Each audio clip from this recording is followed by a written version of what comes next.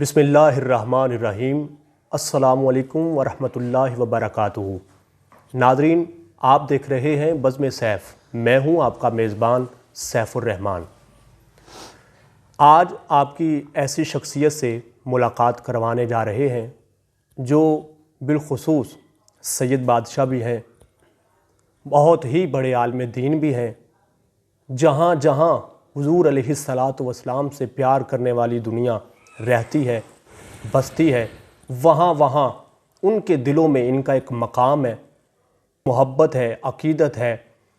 اور بالخصوص میں تو یوں کہا کرتا ہوں، ایسی شخصیت چلے تو دنیا ساتھ چلتی ہے، رکے تو دنیا ساتھ رکتی ہے، بولے تو دنیا رک کے سنتی ہے۔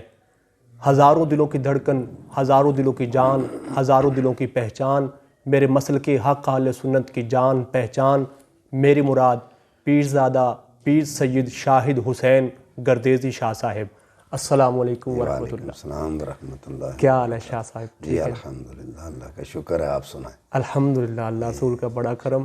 سب سے پہلے تو میں آپ کا بہت بہت شکر گزار ہوں، آپ نے مصروفیات سے وقت نکال کر جو ہمیں وقت دیا، آپ کا بہت بہت شکریہ۔ جی آپ کا بھی شکریہ، آپ نے مجھے ناچیز کو اس قابل سمجھا کہ آپ میرے لیے ملاقات کے لیے، انٹرویو کے لیے آپ تشریف لائے۔ شکریہ جی میرا، آپ کا بہت بہت شکریہ، نوازش۔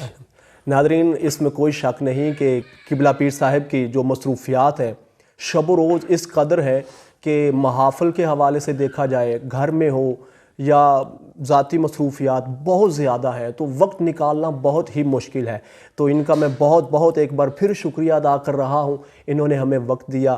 تو آج ان سے جانیں گے جو بالخصوص ان سے پیار کرنے والے ہیں، ان کے جو مریدین ہیں، عقیدت مندگان ہیں، اہل محبت ہیں، ان کو چاہنے والے ہیں، پاکستان ہی کیا، پاکستان کے باہر جہاں جہاں حضور علیہ الصلاۃ والسلام سے پیار کرنے والے، کلمہ پڑھنے والے تشریف فرما ہے، وہ جاننا چاہتے ہیں شاہ صاحب کی حقیقی زندگی کے بارے میں کہ شاہ صاحب زندگی اپنی لائف سٹائل کیسے گزارتے ہیں، خطابت کیسے کرتے ہیں، کیسے خطابت کے میدان میں آئے، اور پیری مریدی کے حوالے سے دیگر کئی ایسے سوالات جو ان سے آج کرنے جا رہے ہیں، اور پوچھیں گے شاہ صاحب آج یہاں تک جو آپ کو اللہ نے مقام دیا ہے کیسے ملا، اور کیسے کیسے آپ نے محنت کی، کون کون سے منازل آپ کو طے کرنا پڑی۔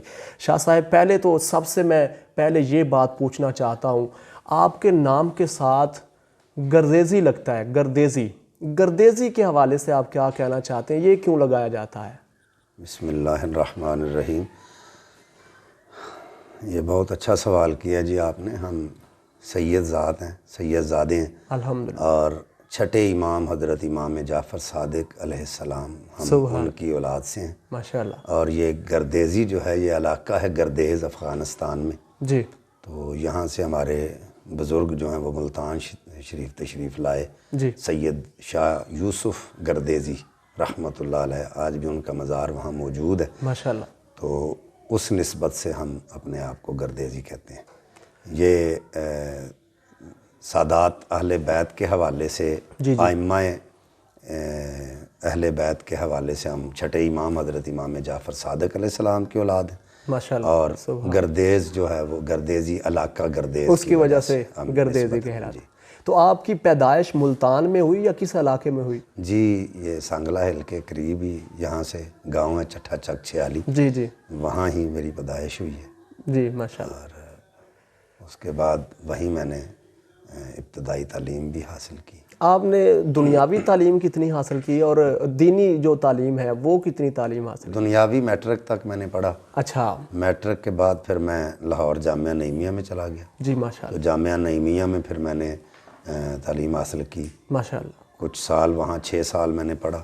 جی جی، موقوف علیہ میں پھر میں جامعہ نظامیہ میں آ گیا، اچھا، تو جامعہ نظامیہ میں پھر موقوف علیہ سے دورہ حدیث شریف میں نے کیا۔ ماشاءاللہ، تو یہ جو عامہ خاصہ جی جی، یہ جتنی بھی ہماری یہ درس درس نظامی نظامی کے جو کورسز ہوتے ہیں، جی جی، کلاسز ہیں، یہ ساری ایم اے اسلامیات اچھا، ماشاءاللہ، اس کے لیول کی ہے اس یہ؟ کے لیول کی نہیں، اس میں کرواتے ہیں۔ اچھا، اس میں کرواتے ہیں؟ ہاں جی، انگلش بھی ہوتی ہے، جی جی، ریاضی بھی ہوتا ہے۔ جی جی، اس کے بعد جب پھر آگے آگے اسلامیات کے مضامین ہوتے ہیں ماشاءاللہ. تو ان کا امتحان ہوتا ہے. یہ تنظیم المدارس کے تحت یہ سارا امتحان ہوتا ہے. جی جی جی. تو پھر وہاں سے اسناد ملتی. اچھا یہ جو درس نظامی کے ساتھ ساتھ یہ جو دورہ حدیث شریف جیسے آپ کہہ رہے ہیں وہ میں نے کیا، یہ ضروری ہے یا ویسے ہی علمی جو ہے پیاس بجھانے کے لیے یہ دورہ حدیث شریف کیا جاتا ہے؟ دیکھیں جی، جو بھی عالم دین سٹیج پہ آتا ہے سب سے پہلی بات تو یہ ہے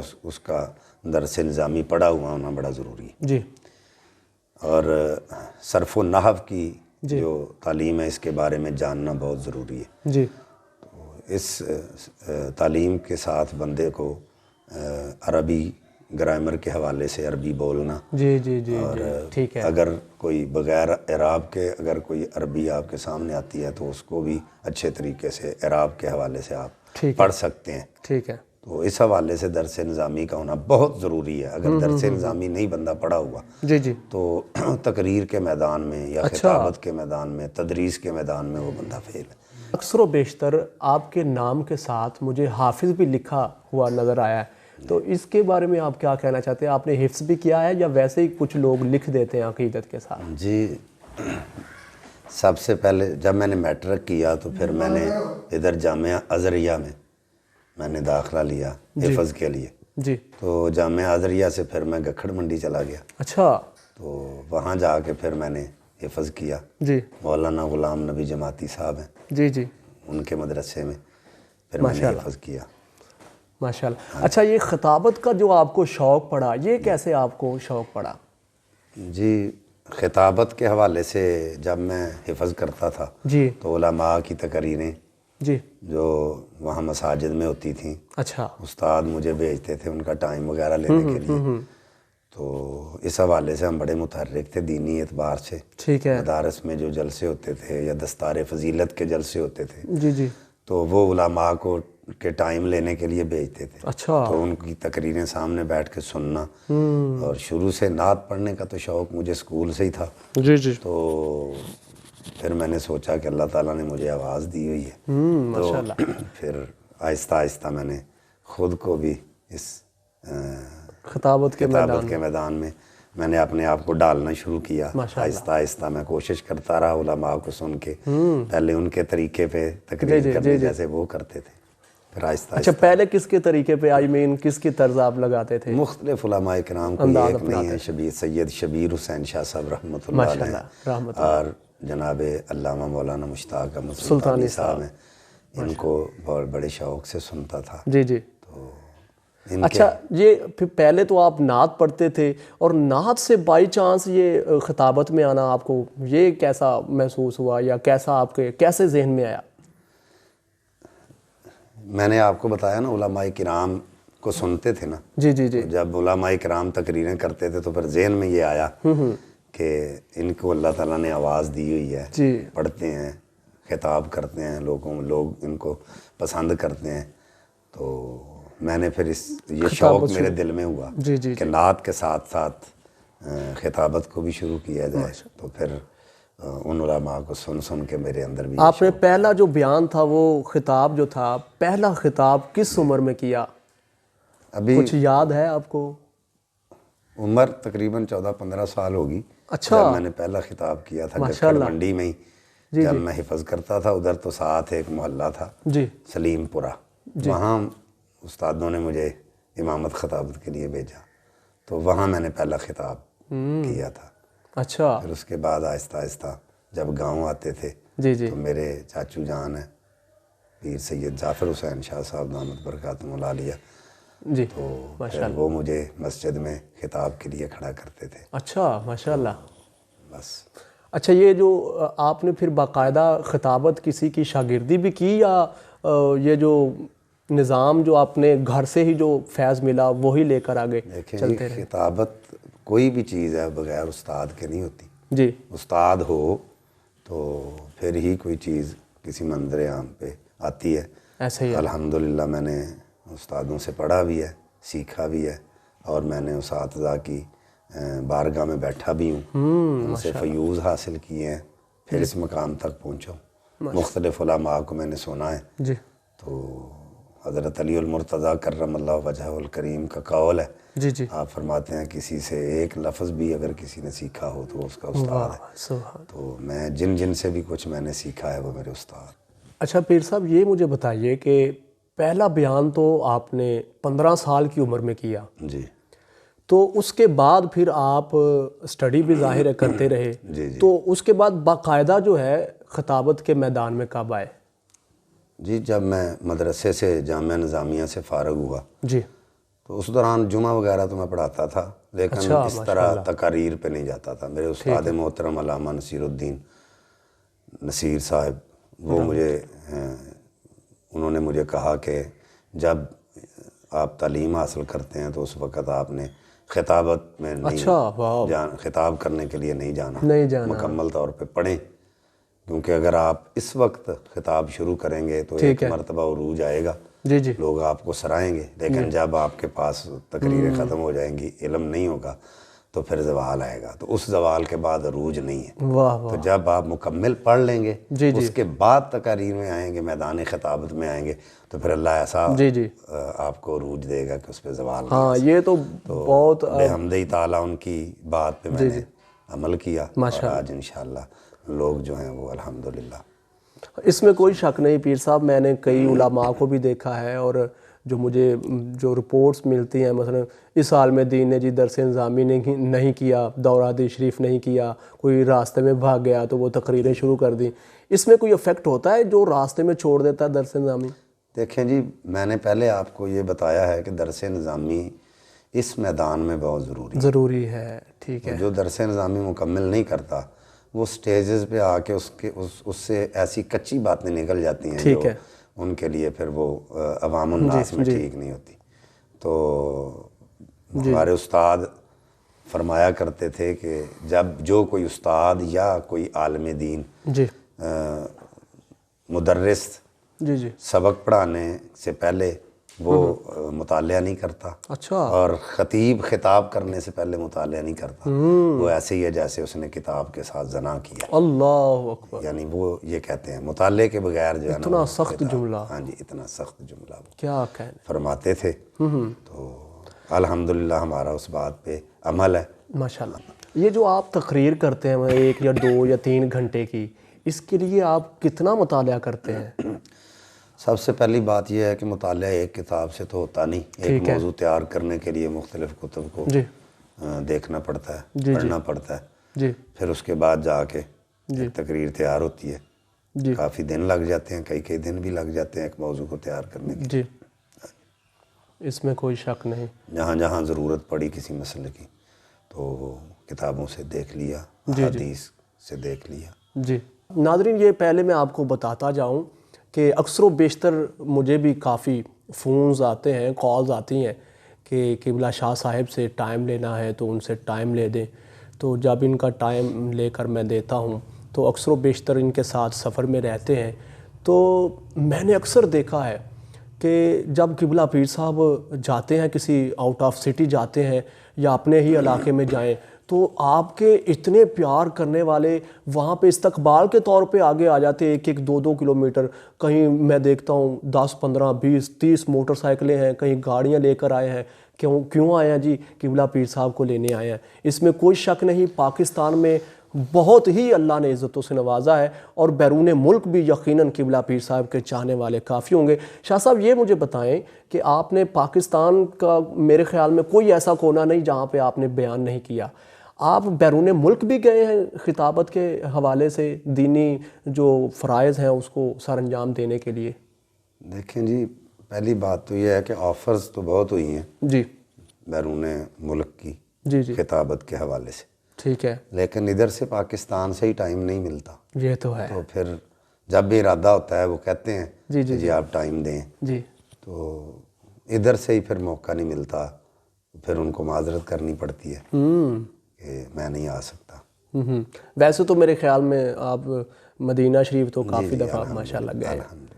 یہ آپ سے میں ایک سوال کرنا چاہتا ہوں کہ آپ الحمدللہ اللہ نے آپ کو اتنی عزتوں سے نوازا ہے, اس میں کوئی شک نہیں. آپ کی وجہ شہرت کیا بنی؟ ویسے تو الحمدللہ میرے بڑے بڑے خطابات جامع خطابات ہیں. جی جو انٹرنیٹ پہ موجود ہیں. ایسا ہی ہے. لیکن وجہ شہرت میرا وہ کدو شریف والا ایک واقعہ ہے. ماشاء اللہ. اس کے حوالے سے لوگ مجھے پیار کرتے ہیں. جی جی جی. جہاں جاتا ہوں وہ کہتے ہیں جی وہ واقعہ سنا. فرمائش تو ہوتی ہے تقریباً ہر تقریر.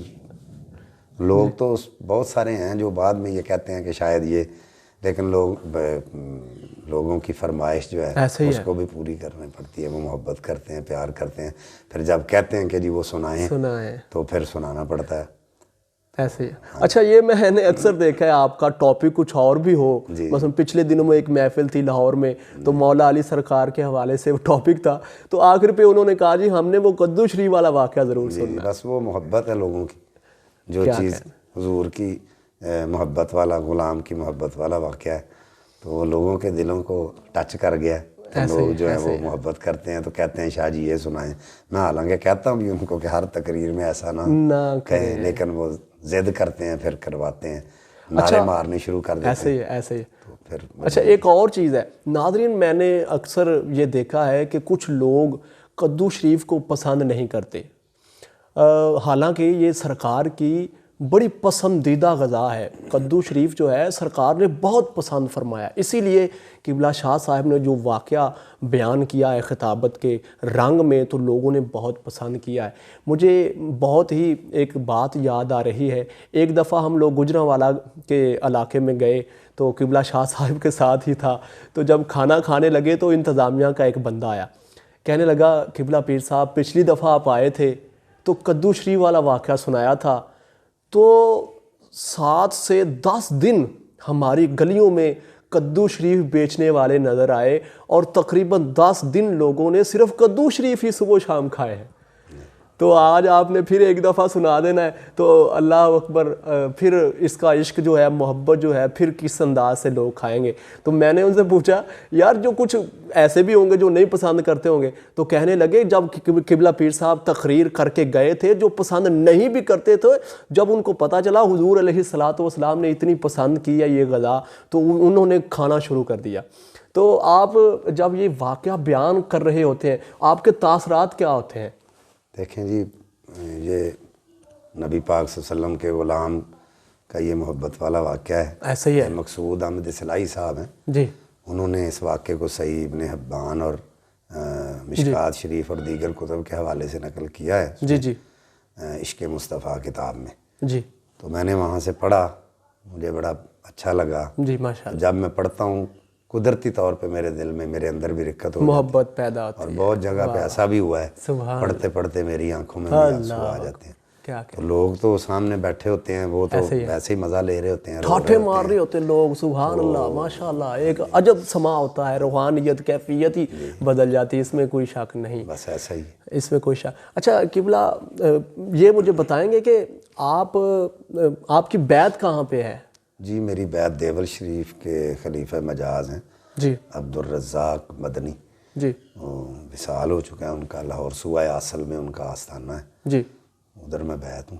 ماشاءاللہ. سلسلہ قادریہ ہے میرا. ماشاءاللہ. اور مجھے جو خلافت ہے جی وہ نقشبندی سلسلے سے بھی ہے. اچھا، ماشاءاللہ. قادری سلسلے سے بھی ہے، اور ہمارا القادری ہے جو دیول شریف والے پیر ہیں، وہ ڈائریکٹ حضور غوث اعظم رضی اللہ تعالیٰ عنہ کی روحانی بیعت تھی. ماشاءاللہ. اس حوالے سے القادری لکھتے ہیں.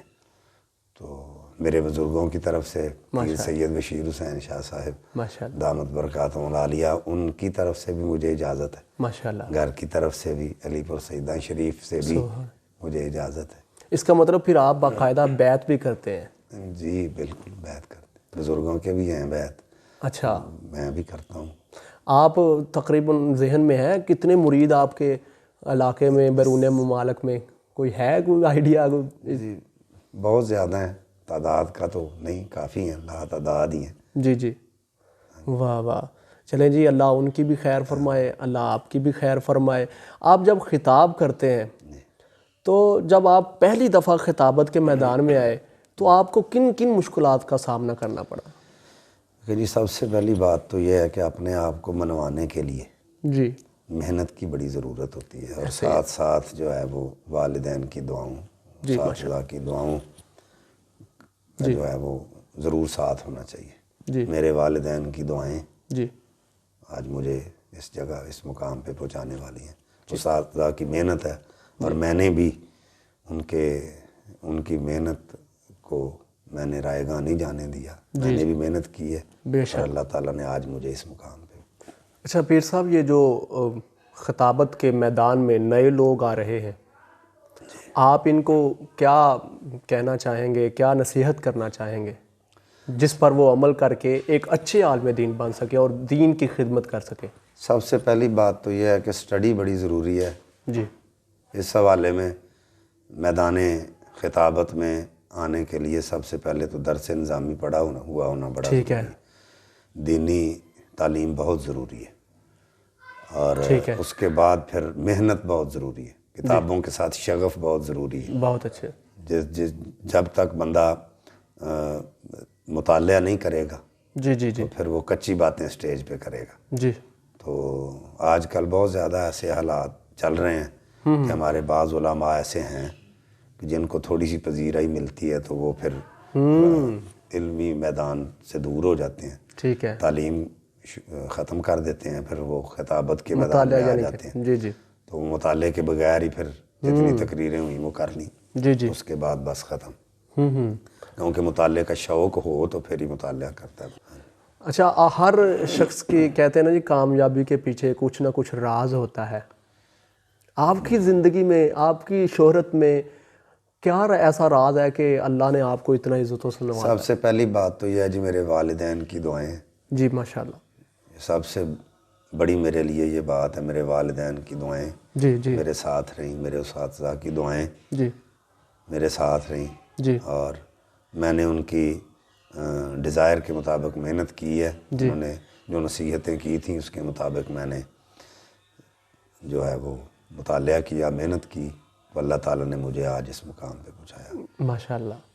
اچھا، یہ جو آپ کا ایک مخصوص انداز ہے تحت اللفظ کے ساتھ ایک طرز لگانا، جی، آپ کیا سمجھتے ہیں طرز لگانا ضروری ہے یا اس کی کیوں ضرورت پیش آئی، یا لوگ زیادہ پسند کرتے ہیں؟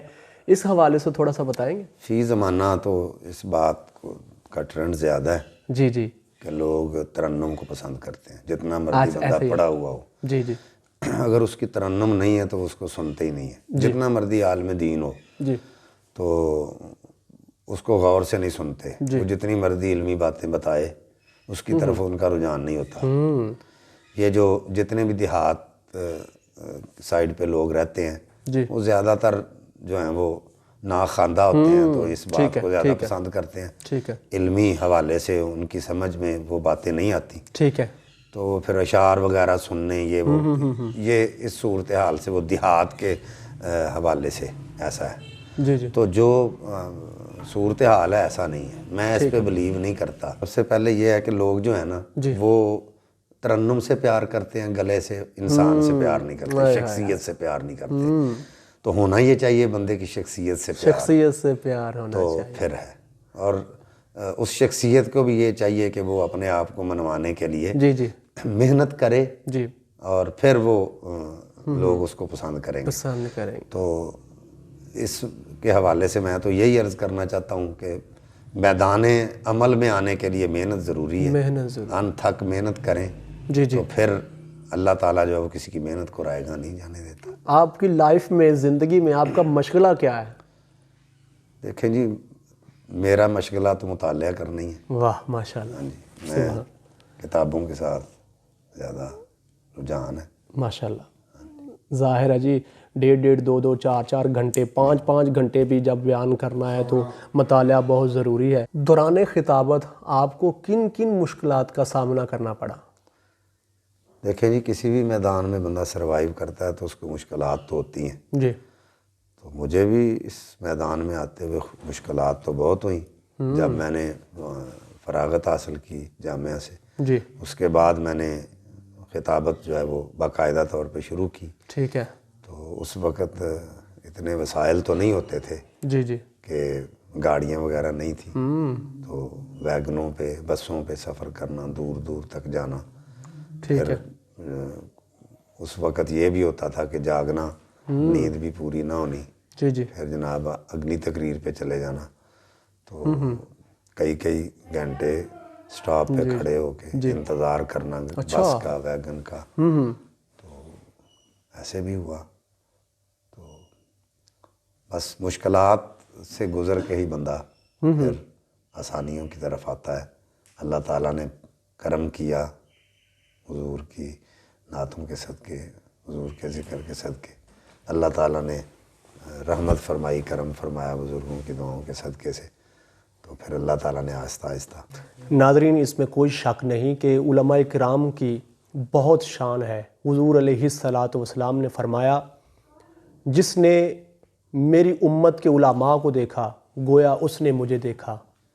ایک جگہ حضور علیہ الصلاۃ والسلام نے فرمایا میری امت کے علماء بنی اسرائیل کے انبیاء کی طرح ہیں. ایک جگہ حضور علیہ الصلاۃ والسلام نے فرمایا دیکھیں میں ہوں یا کوئی عام بندہ ہے، کوئی اچھے عمل کر کے سوتا ہے تو اس کا ثواب ملے گا جو اعمال کرے گا.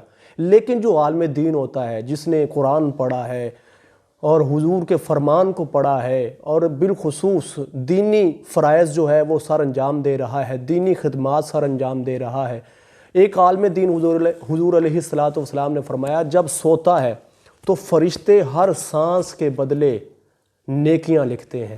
میں سو جاؤں کوئی نیکی نہیں، ہاں اچھے عمل کروں گا تو پھر نیکی لکھی جائے گی، فرشتے لکھیں گے. لیکن عالم دین جو ہے حضور فرمایا ہر سانس کے بدلے فرشتے نیکیاں لکھتے ہیں.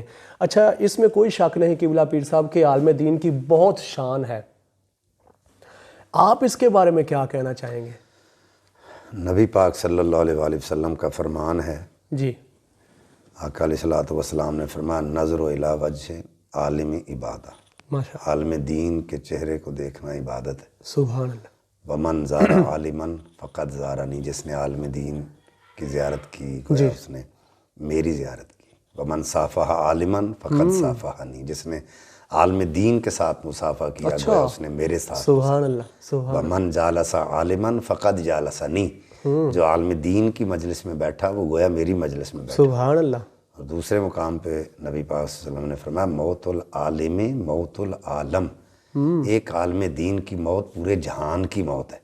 یعنی اگر ایک عالم دین دنیا سے چلا گیا تو سمجھو پورا جہان علم سے محروم ہو گیا. اللہ اکبر. تو علم کی بڑی قدر ہے، کیا کہنا.